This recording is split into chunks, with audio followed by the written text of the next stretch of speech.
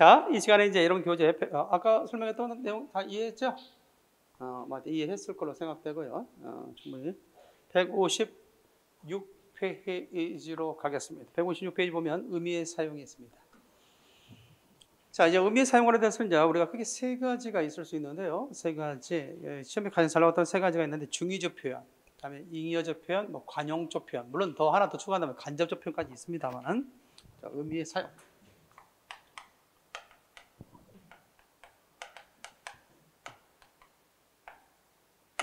첫 번째 무슨 표현이 있다는 점? 말해봐요. 중의적 표현. 중의적 표현이 가장 잘 나와. 중의적 표현. 중의적 표현이다.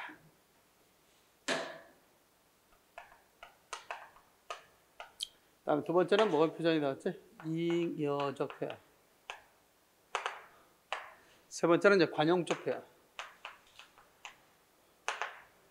간접적 표현이라는 게 있는데 여기까지만 기억합시다. 일단. 그래서 의미 사용에는 크게 세 가지. 중의적 표현, 잉여적 표현, 관용적 표현을 중심으로 좀 알아두는 게 좋겠다. 첫 번째, 이 중의적 표현이라는 게 있어요. 중의적이라는 게 뭐냐? 하나의 문장이 두 가지 이상의 의미로 이해될 때 무슨 표현이라고 한다? 중의적 표현이다 라고 얘기할 수 있죠. 자, 거기는 세 가지 유형 정도 생각해 볼까? 세 가지. 어휘적 중의성이 있다. 어휘적 중의성, 단어를 통한 중의성이죠. 어휘적 중의성.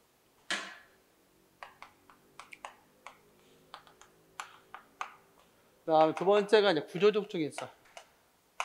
세 번째가 은유적 중의성이다. 자, 일단 이거 기억할 수 있는 게 뭐냐? 어휘적 중의성 우리는 앞서 뭘 배운 적이 있죠?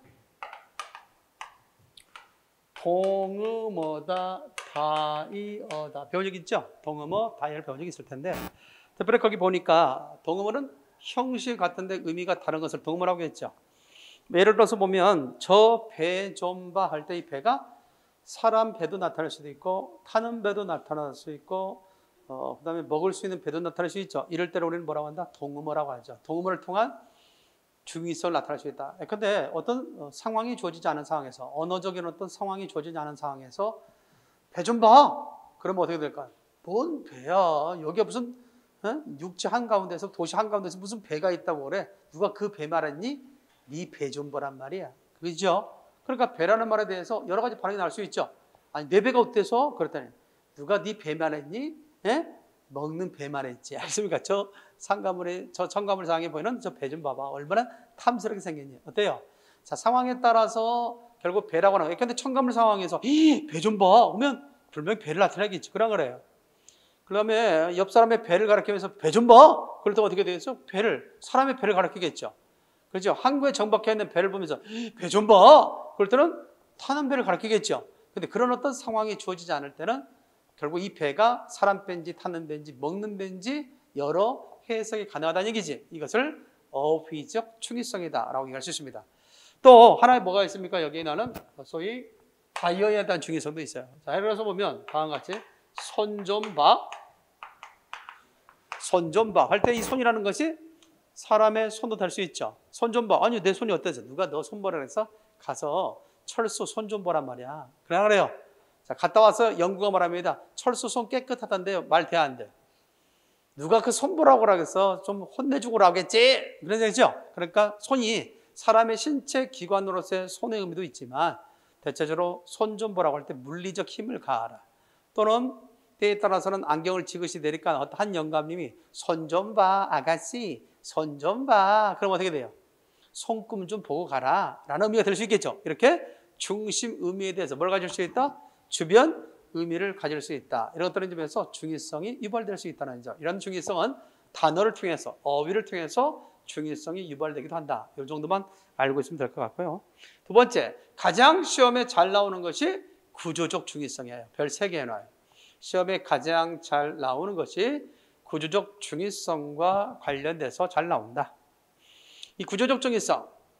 자, 생각하면 다음과 같이 있죠. 수식어에 의한 중의성이 있습니다. 예를 들어서 보면 예쁜 친구의 동생을 만났다 했지? 예쁜이 뒤에 오는 영이 또는 뭘 꾸밀 수 있습니까? 동생, 아니, 영이가 아니구나. 친구죠. 예쁜이 친구나 동생을 다 꾸밀 수 있죠. 예쁘다의 주체가 친구인지 아니면 동생인지 두 가지 해석이 가능하다는 얘기 아니겠습니까? 이것을 우리는 구조적 중의성, 이것을 다른 말로 표현하면 수식에 의한 중의성이다 라고 할 수 있죠. 수식의 모호성. 이런 형태는 다음 같은 형태만 나오면 대체적으로 됩니다. 그런데 앞에 수식하는 말이 관형어지. 관형어 다음에 A의 B 형태가 오거나 또는 A와 B의 형태가 오면 중의성을 유발하게 된다라고 할 수 있습니다. 예컨대 이런 거 되죠? 착한 영희의 동생. 착한 영희의 동생. 이때 착한이 뭘 꾸밀 수 있다? 영희도 꾸밀 수 있고 동생도 꾸밀 수 있다는 점에서 A의 B. 됐나요? 이런 점에서 중의성이 있을 수 있다는 거고, 또한 착한 영희와 순이. 착한 영희와 순이면 어떻게 돼? 영희도 꾸밀 수 있고 순이도 꾸밀 수 있다는 거죠. 됐습니까? 이런 점에서 중의성이 있다. 이러한 중의성을 해제하려면 뭐냐? 여기다가 쉼표를 찍으면 돼. 쉼표를 찍게 되면 이 착한이라는 말은 체언을 꾸미게 돼 있는데 그 중에 바로 뒤에 오는 체언이 아닌 그 다음 체언을 꾸민다는 약속이야. 알겠지요? 다시 이때의 착한은 뒤에 오는 영희를 꾸미는 것이 아니라 영희의 동생 전체를 꾸미기 때문에 여기서 핵심은 동생이지. 동생을 꾸미는 결과가 오는 거죠. 착한 영희와 순이는 결국 어떻게 돼? 여기다 쉼표를 찍으면 영희가 아니라 순이가 착해진다는 의미가 된다라고 얘기할 수 있습니다. 다만 이렇게 하면 어때요? 대체적으로 의미 전달에 있어서 장난하는 것 같잖아. 그래 안 그래? 그잖아. 의미 전달에 있어서 장난하는 것 같지? 여기다 찍으면. 그러니까 수식어와 피수식어는 가까울수록 의미 전달에 정확성을 가하게 된다. 그래서 이렇게 바꿔주는 게 좋겠죠. 영희는 착한 순이를 만났다. 할 수 있습니까? 수식어와 피수식어는 가까울수록 의미 전달이 정확하게 된다. 이렇게 얘기할 수 있습니다. 자, 두 번째입니다. 접속어에 대한 중의성. 접속의 의미 기능에 따라 의미가 달라지는 경우인데 이것다 써놔요. 뭘 써놓냐면 주체의 모호성. 그다 써놔. 접속에 대한 중의성은 결국 주체의 모호성에 의한 중의성이다 할 수 있어요. 주체의 모호성. 자, 내가 영희와 순자를 만났다. 이때 주체가 나가 되어서 두 사람을 만날 수도 있는 거고, 아니면 내가 영희와 더불어서 순자를 만날 수도 있죠. 알겠습니까? 이것이 주체의 모호성에 의한 중의성이다라고 얘기할 수 있습니다. 잘 기억해 두시고요. 다음 세 번째입니다. 부정문의 중의성. 나는 어제 택시를 타지 않았다 있지? 자, 내가 어제 택시를 타지 않았어. 이 말을 듣고 그러면 누가 탔단 말이야?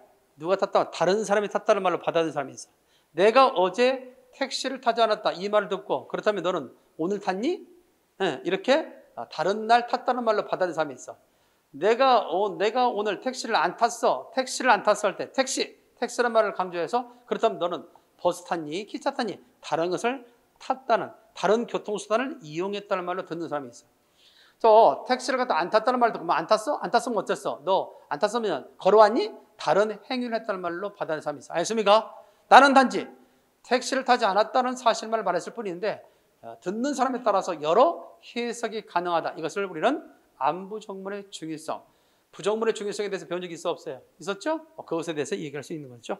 이것도 있죠. 부정문의 중의성 가운데 하나 더 한다면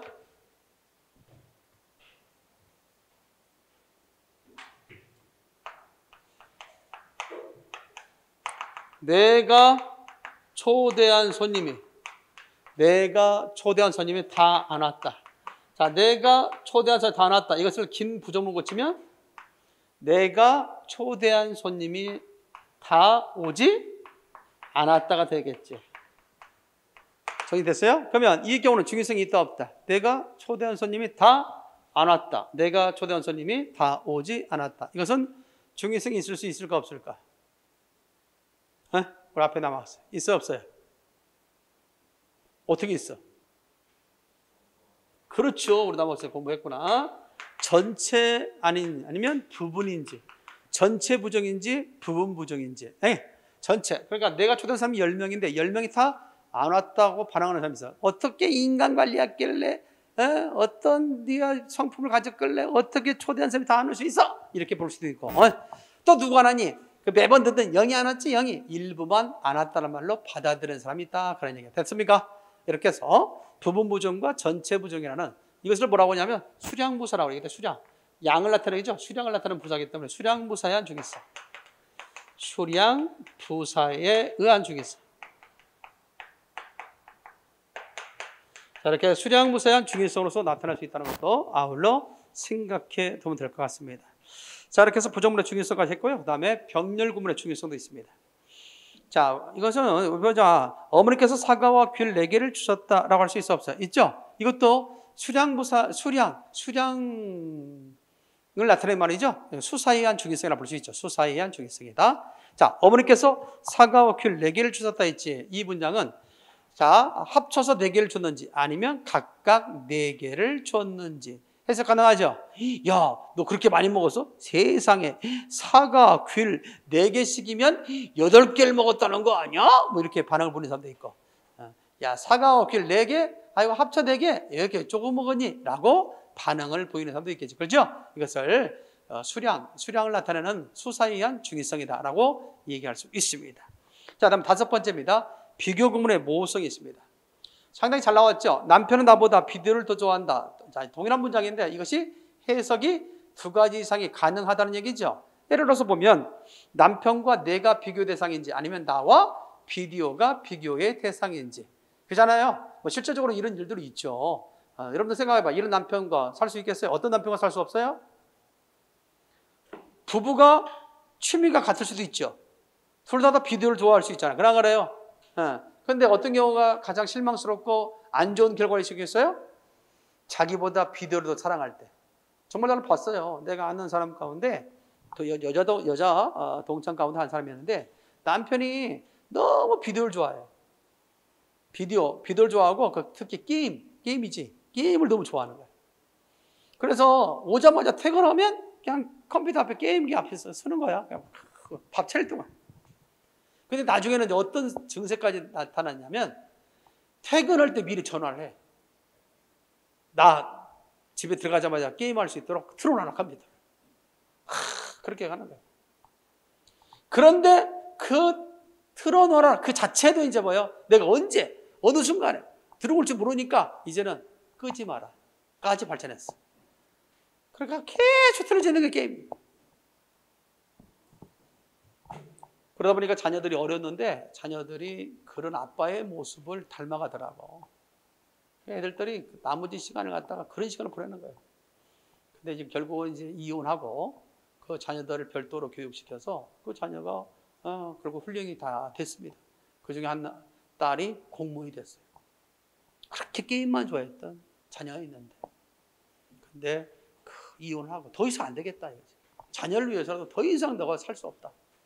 다 정리해버리고 결국 친정에 가서 살 수밖에 없습니다. 친정의 엄마를 도움을 받아서 결국 돈 벌면서 자녀를 키웠죠. 그리고 그 자녀가 큰딸인데 공무원 시험에 합격했고 지금은 그래도 나름대로 잘 살고 있습니다. 만약에 그런 결단이 없었다면 그런 남편의 변화를 갖다 기대하고 기다렸지만 결국 그 남편이 변화되지 않으니까 결국 어떻게 할 수 있겠어요? 결단한 거예요. 결단을. 그런 결단을 못한 사람도 많거든. 근데 그 결단을 한 거야. 도저히 안 되겠다. 그래가지고 그냥 자식들을 딱 데리고 나온 거야. 너 그래 알아 살아라. 네 집이면 네 살아라. 나와서 결혼도 않고 그 2 어린 자녀를 잘 키웠습니다. 아마 중학교 때 이혼했을 거야. 중학교 때. 그 딸이 큰딸이 중학교 때 이혼했고 그 이후에 열심히 공부를 시켰는지 아무튼 그 딸이 그렇게 게임만 좋아한다고 했거든. 게임만 좋아한다고 했는데 아들하고 맨날 게임만 한다고 아빠 닮아가고. 근데 참 변화를 시켰어요. 힘들게 돈 벌어서 자녀를 했으니까 그 자녀들이 그 엄마의 그런 모습을 보면서 많이 변화된 것 같아요.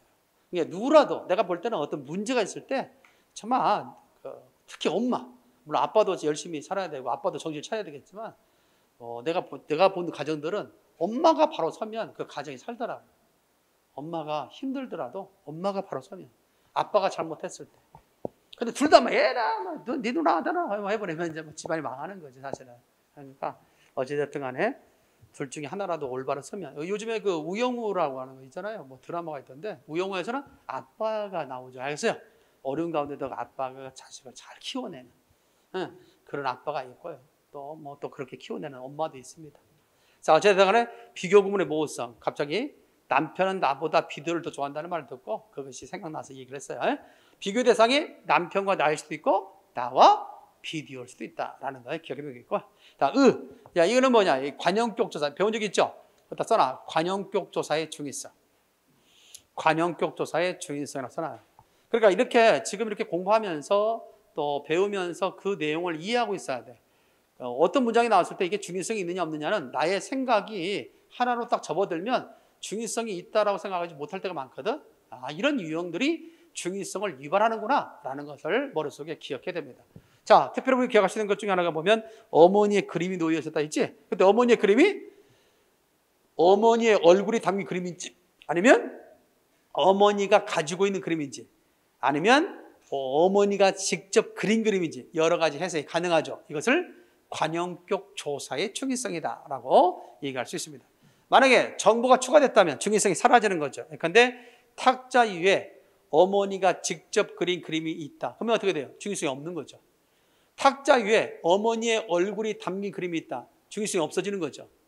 탁자 위에 어머니가 어제 사오신 그림이 놓여 있다. 중의성이 없어지는 거죠. 이렇게 정보가 추가되면 중의성이 없어진다는 것도 기억을 해둘 필요가 있습니다.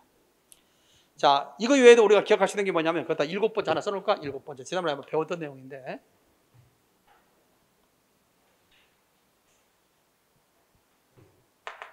7번째 써놓고 뭘 써놓냐면, 사동문의 중의성. 사동문의 중의성도 역시 나타납니다. 그죠? 파생적 사동문의 중의성에 대해서 얘기한 적이 있죠?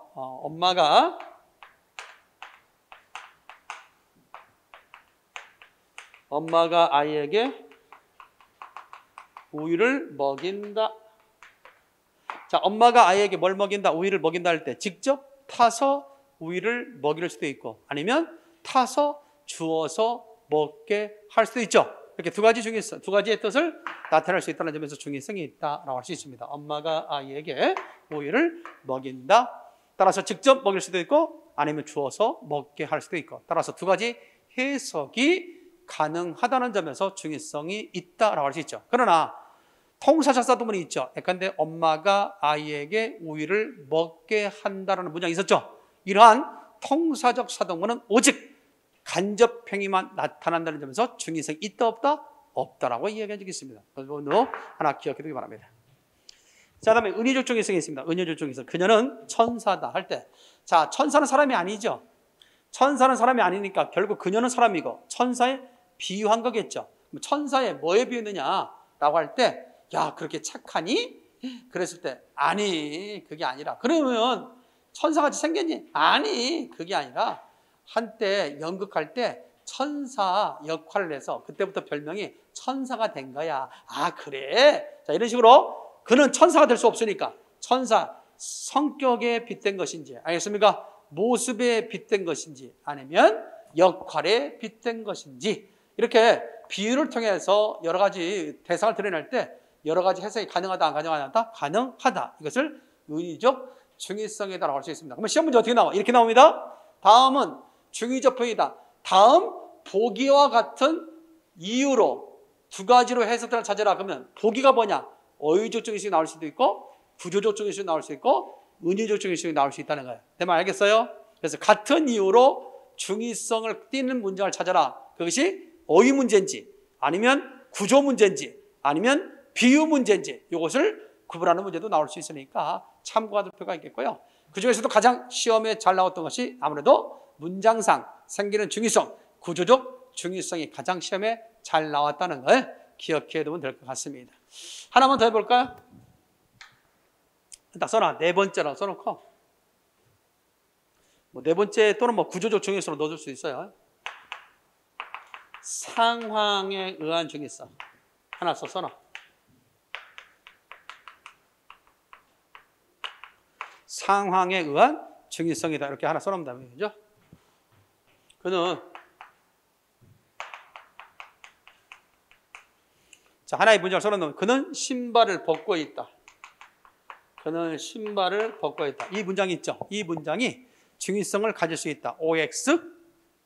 그는 신발을 벗고 있다. 이 문장은 중의성을 가질 수 있다. 맞으면 O, 틀리면 X. 있죠? 그 신발을 벗고 있다라고 하는 것은 뭐냐면 상태인지 아니면 진행인지 두 가지 해석이 가능하다는 겁니다. 그는 신발을 벗고 있다는 문장이 상태를 나타내는 것인지 아니면 진행을 나타내는 것인지 두 가지 의미를 갖고 있다. 그렇죠? 벗고 있는 상태인지 아니면 지금 벗고 있는 중인지 이해됐습니까? 그런 점에서 별것을 다 의미로 접근하니까 아 그럴 수 있다라는 반응이 보여 안 보여? 보이죠? 그러니까 중요성이 있다고 생각하는 거야. 과거에는 이것에 크게 관심을 갖지 않았던 문장이야. 근데 생각해보니까 상태인지 진행인지 갈 수 있네? 중요성이 있는 거라 이렇게 생각할 수 있습니다.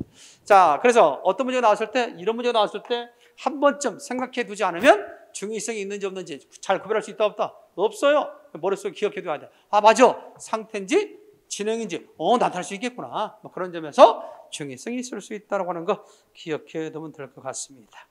자, 그 밑에 중의적 표현 관련돼서 지금까지 시험에 나왔던 것을 좀 추려본 거야. 그 밑에 157페이지 밑에 하단에 보면 중의적 표현 나오죠? 그게 지금까지 공무원 시험이나 수능 시험에 나왔던 중의적 표현과 관련된 선지 속에 나왔던 것들을 정리해 놓은 거거든.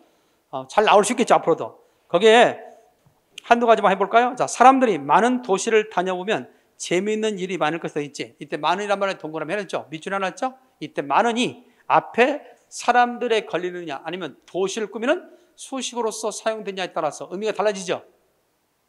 사람들이 많이 사는 도시인지 아니면 사람들이 세계의 수많은 도시를 다녀보면 재미있는 일이 많은지 됐습니까? 자, 따라서 이런 것들의 중요성이 있을 수 있다고 하는 걸 기억해 둬야 돼. 하나 더 해볼까?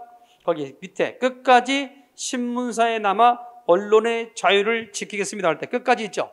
이때 끝까지가 뭘 나타낼 수 있어? 부사어로서 용언을 꾸미는 거 아니겠습니까? 그럴 때 이 끝까지가 뒤에 오는 남다를 꾸미는 건지 아니면 지키겠다를 꾸미는 건지 따라서 수식어와 피수식어는 그 거리가 가까울수록 중의성이 사라지는 것, 의미 전달의 정확성을 기할 수 있다는 점에서 결국 이 문장은 신문사에 남아 언론의 자유를 끝까지 지키겠습니다 하는 것이 더 명확한 의미 전달의 문장이 될 수 있겠죠. 됐습니까? 이렇게 해서 중의성이 있을 수 있다고 하는 것 기억해 두면 될 것 같습니다. 하나만 더 해볼까요? 이런 경우도 있을 수 있지 않습니까? 다음 같은 경우 158페이지 158페이지 보면 제일 끝에 그가 걸음을 걷는 것이 이상하다 있지? 이때 의존명사에 있어서의 중의성이라고 할 수 있죠. 이 것이라는 게 의존명사인데 이 것이 지시하는 바가 뭐냐? 근데 걸음을 걷는 것이 이상할 때 이때 것이 걸음걸이 그 자체를 갖다 얘기하는지 아니면 걸음을 걷는 모습이 이상한 건지 됐죠? 이렇게 여러 가지 해석이 가능하다는 점에서 의존명사의 중요성이다라고 평가할 수 있다는 겁니다. 여기까지가 무슨 표현에 대한지? 중의적 표현에 대한 것. 일단 중의적 표현은 크게 몇 가지가 있다. 세 가지. 첫 번째 어휘적 중의성, 두 번째 구조적 중의성, 세 번째 은유적 중의성. 이렇게 해서 학교 문법에서 이렇게 세 가지 용어로 나누어 있고 아까 얘기했던 상황에 의한 중의성이 있죠. 이것을 구조적 중의성의 범주에 넣어줄 수도 있어요. 그런 점에서 일단 상태나 진행적 의미로서 두 가지 해석이 가능하다는 것도 머릿속에 담고 있어야 되겠다. 자, 다음에 관용적 표현.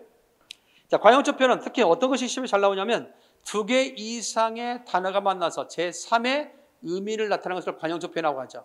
그러죠? 두 개 이상의 단어가 만나서 각각의 의미를 잃은 채 제3의 의미를 나타내는 것을 뭐라고 한다 같이? 관용적 표현이라고 그래. 그 관용적 표현은 대체적으로 신체와 서술어의 만남 속에서 나타나는 관용적 표현이 심히 잘 나옵니다. 뭐와 만남? 신체와 서술의 만남. 근데 거기 보면 손, 목, 입, 코, 발 있어 없어요? 이런 신체와 서술의 만남 속에 나타나는 관용적 표현이 심히 잘 나온다라고 얘기할 수 있죠. 그때 약간 생소한 단어 가운데 하나가 뭐가 있냐면 코를 떼다가 있어요. 뭐가 있어요? 코를 떼다. 이 코를 떼다는 관용적 표현이 한번 시험에 나와서 우리 학생들을 상당히 어렵게 만든 적이 있죠. 코를 떼다는 표현은 뭘까요? 거기 있는 것처럼 무안을 당하거나 핀잔을 받을 때 코를 떼다는 표현을 쓰죠. 그렇죠? 여러분들 얼굴에서 코를 떼봐. 여러분들의 모습이 상당히 보기에 민망하죠.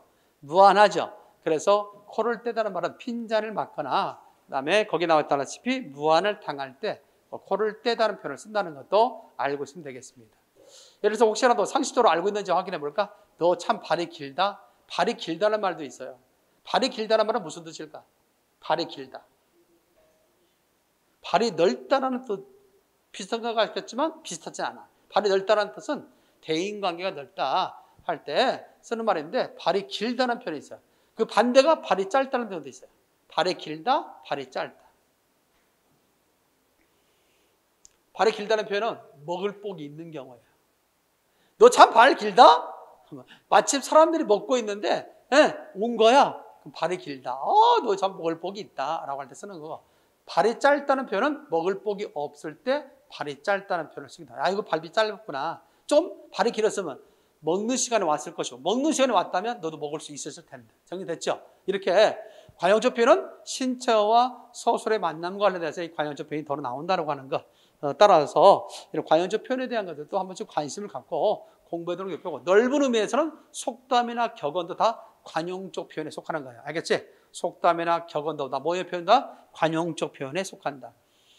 과거에 우리나라 사람들은 이런 관용적 표현을 많이 썼어요. 속담이나 격언도 많이 썼지만, 그런데 요즘에 젊은 사람들은 많이 써 안 써?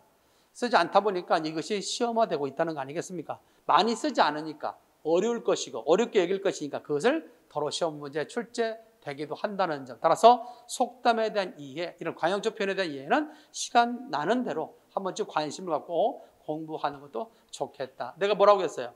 재진국어방. 우리 교재에 다 실어놓을 수 없잖아. 속담 사전만 하더라도 관용어 사전만 하더라도 이 책도 한 권 이상이 될 건데 그래. 그것만 혈타가 안 되잖아. 그래서 여러분들 교재는 실어놓지 못했지만은 여러분들 저희 다음 카페 재진국어방, 다음 카페 재진국어방에 우리말 돋보기라는 그런 자료가 올려져 있어요. 그걸 보면 이런 것들에 대해서 공부를 좀 많이 할 수 있는 그런 자료들이니까 시간 날 때마다 들어가서 다운받아서 공부하면 될 것 같아요. 한 석 달 정도면 여러분들 한 파스가 돌 수 있어. 알겠어요?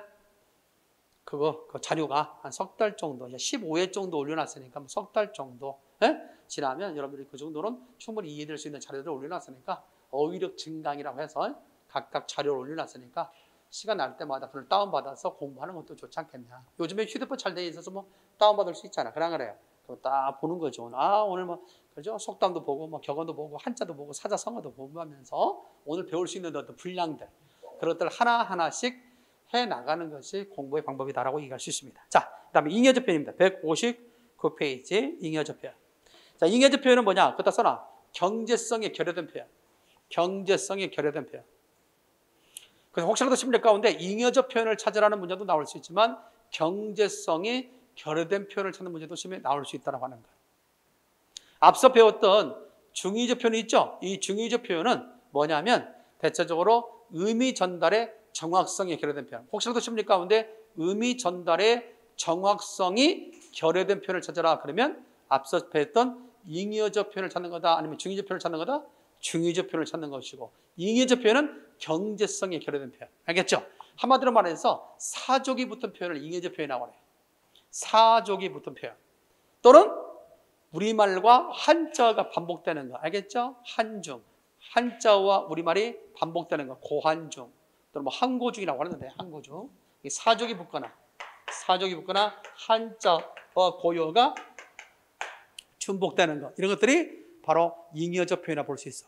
사족이 붙거나 한자와 고요가 중복되는 경우. 알겠지? 하나 예를 들어 봅시다. 무슨 표현인지. 159페이지 보면 자, 다음 같은 내용이 있습니다. 여성, 자매 두 분이 왔어요. 있지요? 그럴 때 여성이라는 말에는, 아니, 자매라는 말 속에는 여성이라는 속성이 들어가 있잖아. 그러니까 주목된 거죠. 쓸데없이 여성을 붙이지 않아도 되는데 여성을 붙였죠. 하나 해볼까? 역전 앞에서 만나자 할 때, 역전 앞 있죠? 그럴 때 역전할 때 전자가 무슨 전자? 앞전자지. 그러한 거래. 그러죠? 역전 앞에서. 그럴 때 보면 그렇게 앞전자니까 결국 중복됐다 볼 수 있는 거죠. 이런 것들을 말하게 된다는 것도 기억해도 되겠고요. 또한 사족을 붙는 표현도 있습니다. 그런데 있잖아. 너 지금 바쁘니? 있잖아, 있지. 이거는 그냥 뭐예요? 아무런 뜻 없이 붙이는 말들이잖아. 이런 경우도 역시 잉여적 표현에 속한다. 다음 중에서 잉여적 표현을 찾아라 할 때 많이 나오는 것이 뭐다? 사족이 붙거나 한자와 고여가 중복되는 거. 요즘 최근에 와서는 이런 사족이 붙는 표현은 많이 나오지 않고 한자와 우리말이 반복됐는지 어휘력이 있는지를 판가름하기 위해서 그와 같은 문제가 나올 때가 있습니다. 예를 들어서 봅시다. 하나 예를 든다면 그 밑에 159페이지 밑에 생활 속에 자주 쓰는 잉여적 표현 나와. 이것도 시험에 자주 나왔던 것들을 추려서 여기다가 옮겨 놓은 겁니다. 하나 예를 볼까? 우리는 흔히들 많이 하죠. 오늘이 내 생일날이야. 오늘 내 생일날이야. 라고 할 때도 마찬가지죠. 생일 자체가 태어난 날이라는 의미를 갖고 있죠. 근데 거기다 생일날, 다시 한번 날을 반복했지. 이것도 다 잉여적 표현이다. 라고 얘기할 수 있습니다. 하나 더 해볼까? 실내 체육관이 있어 없어요? 중간에 보면 실내 체육관이 있죠. 실내 체육관도 마찬가지야. 체육관 자체가 실내죠. 굳이 그 앞에다가 실내란 말을 붙일 필요 있다 없다? 없다라고 하는 거죠. 그런데 우리가 아무런 생각 없이 이렇게 반복적으로 중복된 표현임에도 불구하고 그것을 인지하지 못한 채 사용되는 경우가 더 있다는 거 아니겠습니까? 그래서 거기 나와 있는 거 하나씩 잘 보기 바랍니다. 하나 더 볼까? 뒤로 넘겨봐봐. 많이 해놨죠? 자, 뒤로 넘기면 다음 같은 표현도 있을 수 있지 않습니까? 거기 중간에 보면 이런 표현이 나와요. 범행을 저지르다. 나와. 이제 범행 자체가 행하다는 의미를 갖고 있잖아. 그러니까 범행을 하다 하면 될 것을 범행을 저지르다는 것도 역시 잉여적 표현이다라고 얘기할 수 있습니다. 자, 또 밑에 보면 또 다음 같은 것도 나오죠? 네, 담임을 맡다. 혹시 보여요? 눈 크게 뜨면 담임을 맡다. 찾았나요? 있죠? 담임 자체가 임자가 맡을 임자야. 그러니까 어떻게 돼? 담임을 하게 됐다 하면 될 것을 담임을 맡게 됐다 하면 그것도 역시 잉여적 표현이 된다라고 얘기할 수 있겠습니다. 참고해 두면 될 것 같아요. 하나 더 볼까? 161페이지. 161페이지 보면 거기에 과반수를 넘다. 뭐 나옵니까? 과반수 넘다 나오죠? 161쪽에. 과반수 넘다. 나옵니까? 그 과반수 넘다 마찬가지. 반수를 넘은 것이 과반수죠? 근데 그것다 넘다는 표현을 또 썼죠. 이렇게 우리말과 즉 고유어와 한자를 반복했는지 여부도 확인해 보라는 얘기죠. 무슨 표현? 잉여적 표현. 그래서 그게 세 가지 정도 머릿속에 여기도 잉여적 표현. 첫 번째 시적, 중의적 표현, 관용적 표현, 잉여적 표현. 이렇게 해서 세 가지 표현에 대해서 머릿속에 넣어둬야 할 필요가 있고 가끔 뭐가 나와요? 중의적 표현인지 잉여적 표현인지를 구분하는 문제 나오고 특히 중의적 표현에서는 몇 가지 유형이 있다? 세 가지. 어구운. 그래서 어휘적 중의성, 구조적 중의성, 은유적 중의성. 알겠지? 어구운. 그렇게 세 가지가 시험에 나오는데 그 중에 다음 중에서 보기와 같은 중의성을 찾아라. 보기와 같은 이유로 중의성을 갖는 찾아라 할 때 어휘적 중의성인지 구조적 중의성인지 은유적 중의성인지를 구분하는 유형의 문제도 나올 수 있으니까 거기에 참고만 해도 되겠다. 자, 161페이지입니다. 의미의 변화. 자, 의미의 변화는 크게 다음과 같이 있습니다. 의미의 변화. 변화 옆에다 써놔. 이것은 공시적이다, 통시적이다? 변화라는 것은 통시적이야. 여기서 통시적. 통시적인 것만 여기서 이야기하고 있습니다. 공시적인 것이 아닌 통시적인 것. 자, 의미 변화 원인에는 크게 네 가지가 있다. 네 가지가 있습니다. 언어적 원인, 역사적 원인, 사회적 원인, 심리적 원인. 그렇게 몇 가지가 있다? 네 가지가 있다. 다 같이 첫 번째 무슨 원인? 언어적 원인. 두 번째가 뭐예요?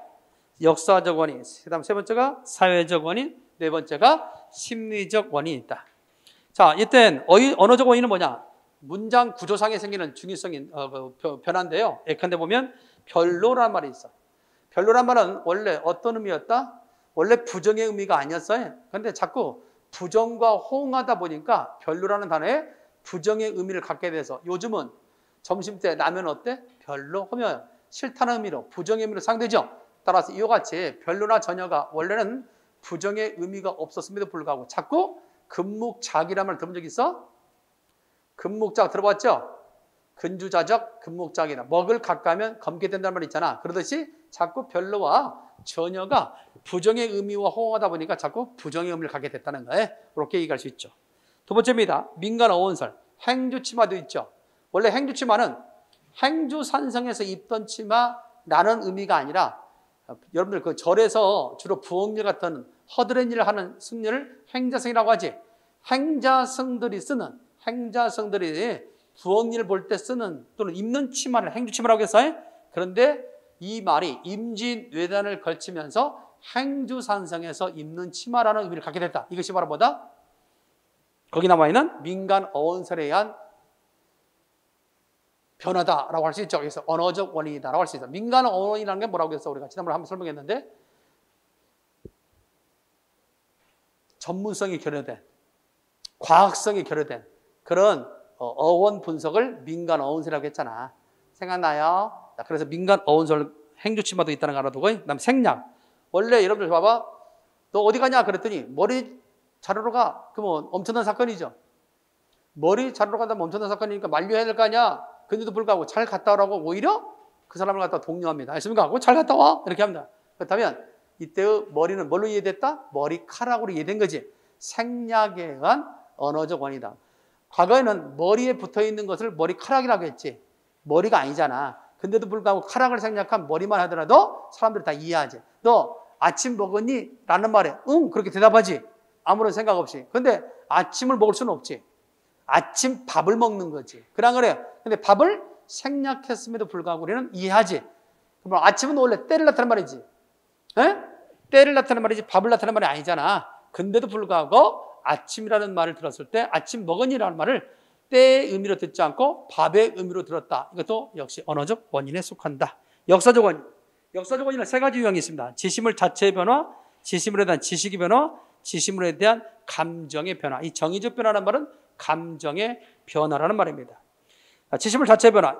자, 배가 있어. 배는 원래 나룻배나 거룻배 같은 작은 배만을 갖다 가리켰지만 지금에 있어서 배우면 나룻배, 거룻배가 아니야. 엄청난 큰 것도 다 배라고 하잖아. 그래요.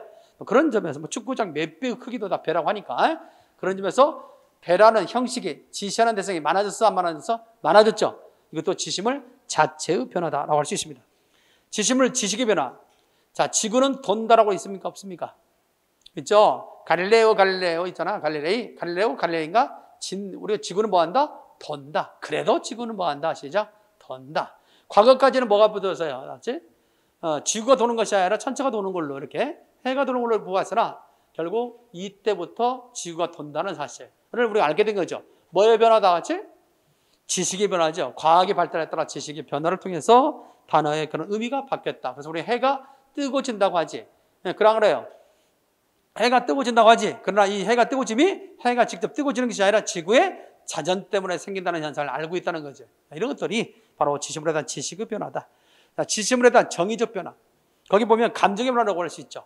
감옥소라는 감옥이란 말이 있죠. 이 감옥이란 말은 완전히 인간이 아닌 것을 대접받는 거죠. 인간이 해야 할 그런 어떤 소위 규범이나 제도, 법을 지키지 않고 인간의 어떤 삶을 살기를 포기한 사람들을 가두는 곳을 감옥이라고 해서 그러다가 이제 뭘로 바뀌었냐? 형무소로.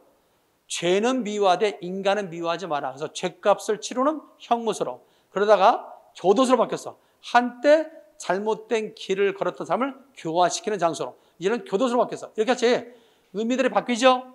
자, 이것들이 뭐에 닿았지? 지시물에 대한 감정의 변화. 그래서 요즘에 교도소를 경멸의 대상으로 보는 것이 아니라 한때 잘못된 사람, 뭔가 잘못해서 들어가서 잘 인간적으로 좀 더 교화되어서 인격적으로 좀 성숙한 그런 사람으로 다시 만들어서 나오는 장소로서 그만큼 교도소에 대한 어떤 거부감이 많이 없어졌다는 얘기야. 그런 점에서 이것을 지시물에 대한 정의적 변화라고 할 수 있습니다. 자, 사회적 원인이 있습니다. 자, 사회 계층에 따라서 또는 사회 제도에 따라서 이렇게 해서 두 가지 의미가 있습니다. 사회 계층에 따라서 또는 제도에 따라, 이 제도를 다른 말로 구조. 뭐라고 얘기할 수 있다? 구조에 따라서 이렇게 해서 바뀔 수 있죠. 자, 사회적 계층에 따라서 우리가 보면 왕이라는 게 있어. 왕이라는 계층이 있었지. 근데 지금은 왕이라는 계층 대신에 왕을 뭐라고 써서 어느 분야의 최고로서 왕의 의미를 갖고 있죠. 따라서 컴퓨터 왕이다, 바둑 왕이다, 두거 왕이다 할 때 왕이라는 의미. 자, 의미가 축소되는 것도 있습니다. 그런데 출혈이 피가 난다는 의미였지만 지금 경제 계층들에게 있어서는 뭐라고 한다? 이번 일에 사업에 출혈이 컸어. 뭐야?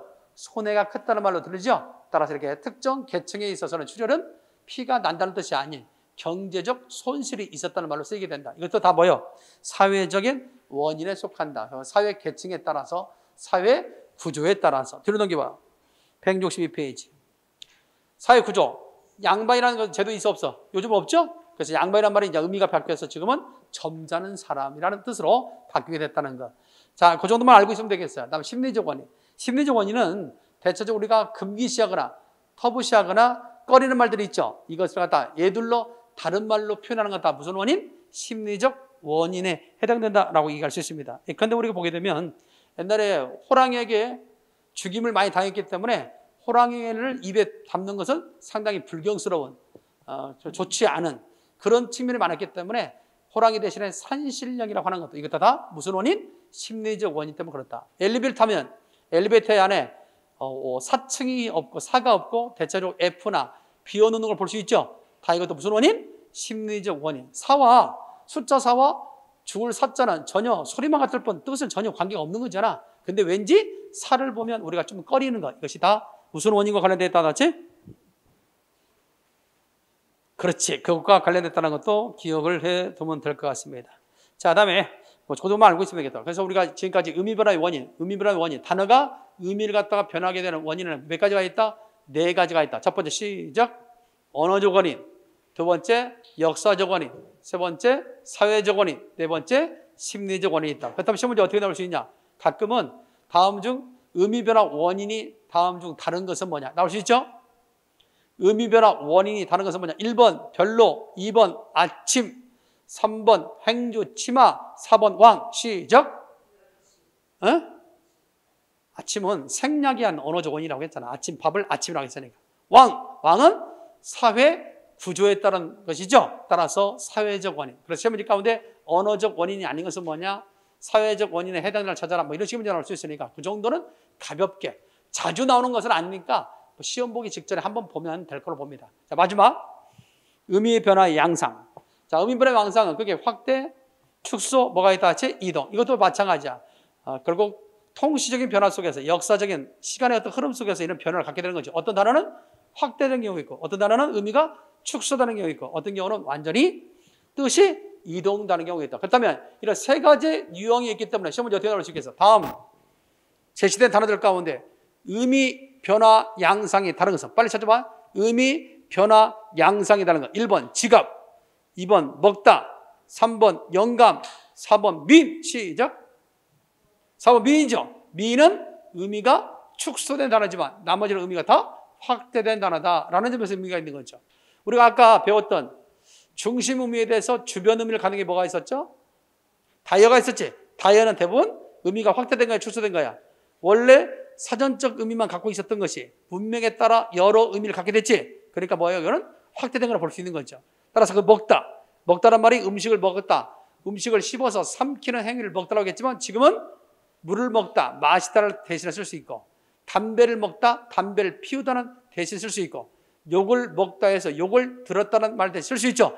이런 식으로 문맥에 따라서 여러 의미로 쓰일 수 있는 다이어는 의미가 확대된 거야, 축소된가요? 확대됐다라고 생각해 볼 수 있는 거죠. 정리됐나요? 참고해두면 될 것 같고요. 그 다음에 그 영감이라는 말도 있죠. 조선시대 당상관, 3품 이상의 당상관을 영감이라고 했지만 지금은 나이 든 남자를 영감이라고 하죠. 그런 점에서 의미가 확대됐다라고 얘기하는 거죠. 하나 더 볼까? 방석이라는 단어. 원래 네모난 모양의 깔개를 방석이라고 했지만 지금은 깔개, 여러분들 방석 하면 다양한 모양의 방석이 있어 없어? 뭐 하트 모양도 있고 세모 모양도 있고 별 모양도 있고 다양하죠? 그만큼 지시하는 대상이 많아졌다는 점이에요. 원래 방자가 네모 방자예요. 방자가 네모 모양의 깔개만을 방석이라고 했다고. 근데 지금은 그만큼 종류도 많아졌고 모양도 많아졌다. 그만큼 지시하는 대상이 많아졌다는 점에서 의미가 확대됐다고 할 수 있습니다. 의미 축소. 미인이 있습니다. 미인. 여러분들 잘 알고 있는 조선시대에 정철이 썼던 대표적인 가사가 있지. 삼위인곡, 송민곡이 있지. 그때 미인은 물론 그 속에서는 임금, 선조를 가리키는 말로서 이해될 수 있지만 그러면 그 미인은 요즘에서는 어디다 쓸 수 있는 거야? 대상이.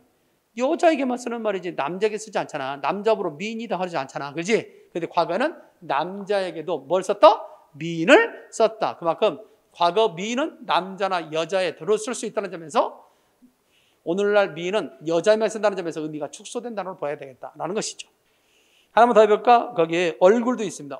얼굴이 전체 모습을 가리키는 말이었지만 지금은 낯은 페이스 있죠? 페이스만을 가리키는 말로 의미가 축소됐다.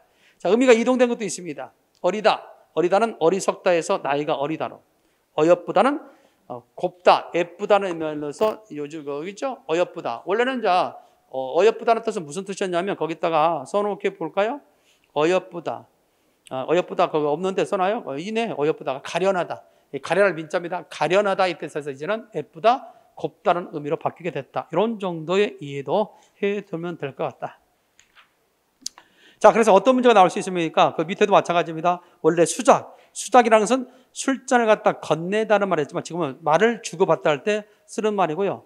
주착이란 말은 원래 확고한 생각을 갖는 말이었다. 주장이 있다, 주관이 있다는 말을 썼는데 지금은 주책이다, 주책 없다, 주체수 없다, 다칠 수 있다고 했죠. 그러면서 일정한 주관이 없을 때 주책이다, 주책 없다를 쓴다는 것도 알고 있으면 되겠습니다. 알겠지요? 잘 정리하겠습니다. 우리가 엉터리란 말이 있지. 일정한 틀을 갖는 것을 엉터리라고 그래. 일정한 틀을 갖는 것을 엉터리라고 하는데 이 집은 이제 엉터리가 이치에 맞지 않다, 사례에 맞지 않다 할 때 엉터리다. 써 안 써요?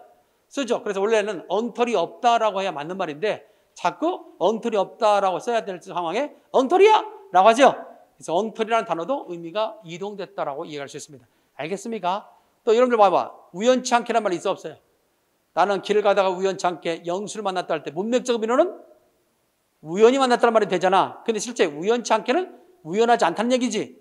필연적으로 만났다는 얘기잖아. 근데도 불구하고 오늘날 우리는 우연치 않게를 우연이란 말로 쓰이고 있다는 거야. 알겠습니까? 그만큼 의미가 이동됐다라고 얘기할 수 있겠습니다. 자, 그렇다면 시험 문제 어떻게 나온다고요? 다음 제시된 단어들 가운데 의미 변화의 양상이 다른 것은? 다시 한번 문제 된다. 1번 미인, 2번 계집, 3번 얼굴, 4번 인정. 시작. 4번 인정이죠. 인정이라는 것은 원래 뇌물의 의미여서 사람들과 간에 주고받는 어떤 동정, 온정으로 바뀌게 됐다라고 하는 것, 그런 것들도 역시 나올 수 있다는 거죠. 정리됐나요? 그래서 교재 몇 페이지 보면 163페이지 보더라도 그런 식의 문제, 단어들한테 관계를 묻는 문제가 시험에 출제된다든가. 예를 들어서 3번 문제 봐봐. 두 한자어의 의미 관계가 나머지 색과 다른 것은 뭐냐? 광정, 그죠? 확정 있습니까? 부상, 함지, 중상, 비방, 갈등, 알려 있어 없어요? 있죠. 이런 것들은 대체적으로 유의적 관계인데 뭔만 부상과 함지만 반의 관계예요. 부상이라는 것은 대체적으로 해와 달이 뜨는 곳, 그걸 부상이라고 하고 해와 달이 지는 곳을 우리는 함지라고 그래요. 알겠습니까? 따라서 부상과 함지는 서로 무슨 관계에 있다? 뜻이 반대되는 관계에 있다. 그런 점에서 단어들의 관계를 묻는 문제가 시험에 출제될 수 있는 것이고 4번처럼 중심 의미냐 주변 의미냐 알겠어요? 그것을 판단하는 문제도 역시 시험에 출제될 수 있다. 풀지는 않겠습니다. 여러분들이 한번 풀어볼 수 있도록 하고요. 뒤로 넘겨봐봐.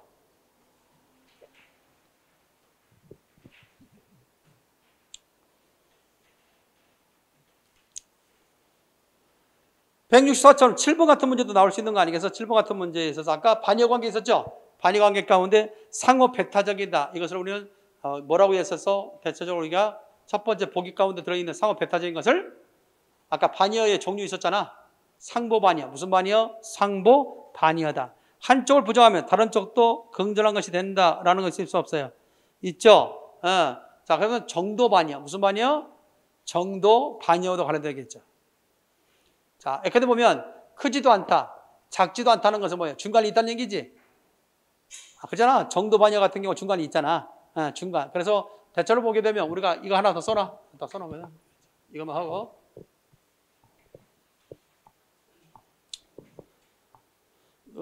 반여의 관계는 두 가지로 또 나눌 수 있어. 반대 관계가 있고 모순 관계로 나눌 수 있어. 반대 관계는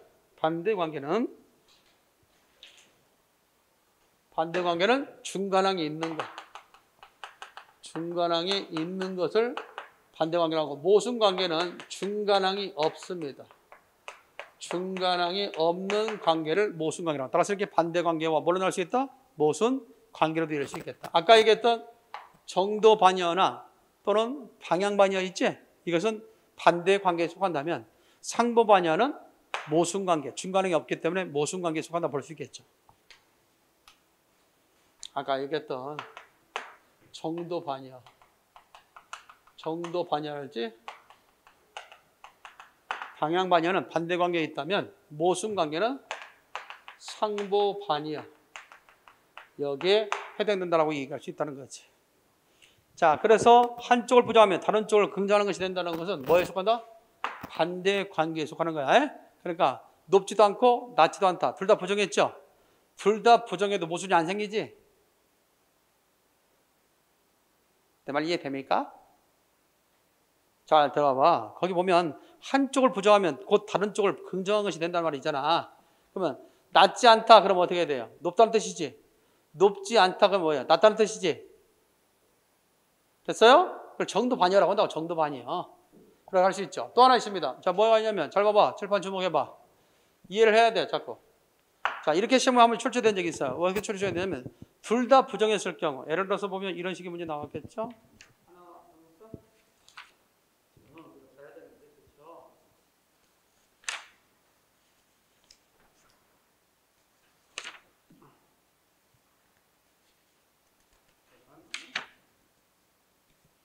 있잖아. 153페이지. 교재 153페이지 봐봐. 약간 그 뒤쪽에다가 놓아놨어야 하는데. 153쪽이 있습니까? 153쪽이 있죠? 거기입니다. 153쪽 보면 그 문제 있잖아. 2018년도 국가직 9급에 나왔잖아. 반의 관계에 대한 설명으로 옳지 않은 것은 뭐냐라고 되어 있죠. 됐나요?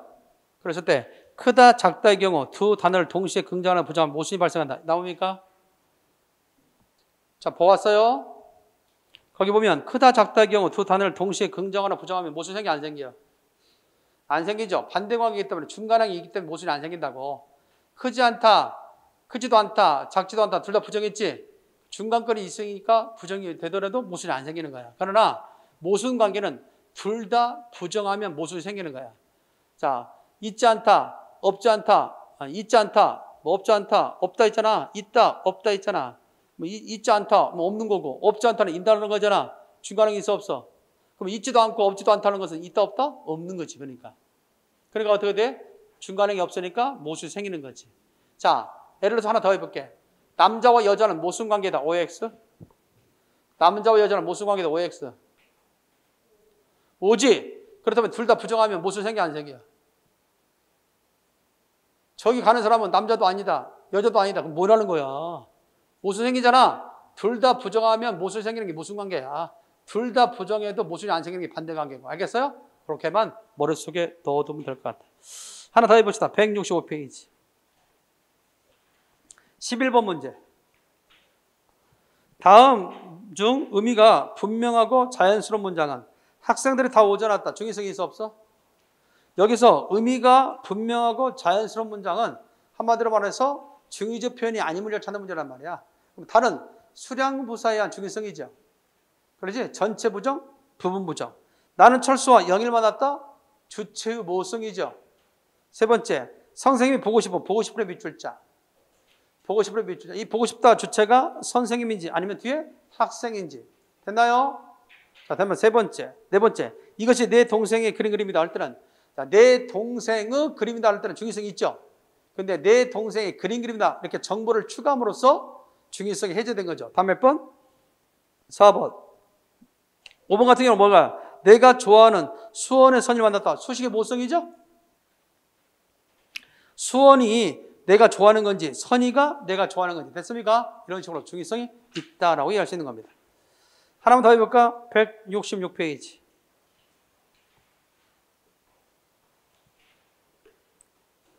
자, 거기 보면 14번 문제. 다음 중 의미 중복이 없이 가장 경제적 표현으로 된 문장은 뭐냐? 나오지? 자, 한마디로 말해서 이건 뭐예요? 경제적이라는 것은 잉여적 표현. 무슨 표현? 잉여적 표현이 안 한 것이죠. 답은 1번이죠. 그 다음 2번은 뭐가 들어가 있다? 거기 보면 대강의 개요, 밑줄자. 대강의 개요. 개요 자체가 개자가 대강개자야. 그러니까 잉여적이다. 두 번째, 지나온 과거의 밑줄자. 지나온 과거의 밑줄자. 잉여적이다. 네 번째, 밖으로 표출. 밖으로 표출할 때 표출 있죠? 밖으로. 그러잖아. 밖으로 나갈 출자. 그러니까 이것도 잉여적이다. 그냥 표출됐다면 될 것을 밖으로 표출, 잉여적. 이런 식으로 해서 우리말과 한자의 중복된 표현이 있는지를 확인하는 거다. 하나 더 해볼까? 여러분 교재에 보면 이것도 생각해 둘 수 있겠죠. 거기 보면 19번 문제.